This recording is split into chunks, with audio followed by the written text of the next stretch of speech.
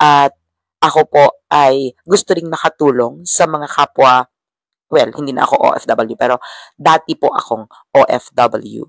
Kaya naging beneficiary po ako ng SPIMS program. So, ito na, ang mga frequently asked questions. Kasi po sa ating Red app, marami tayong mga natatanggap na questions through comments.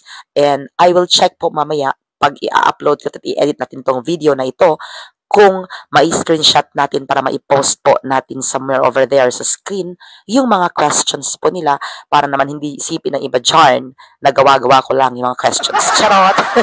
Aga-aga, hanas. Good morning, gising-gising, kape. Yan. Actually, may kape ako at bara ko ito. So, kape-kape muna tayo, guys. Ayan.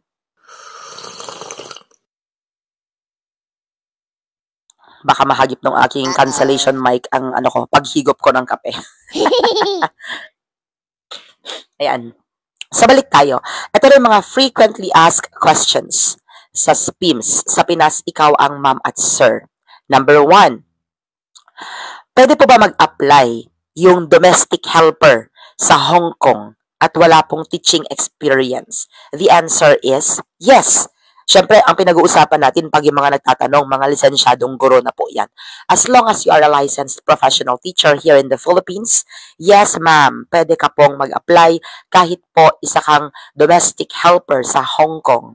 Meron nga akong kasama, colleague, at the moment, na dati po siyang domestic helper sa Hong Kong with no teaching experience. So, yes na yes, ma'am.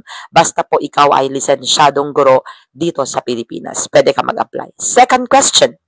Number 2.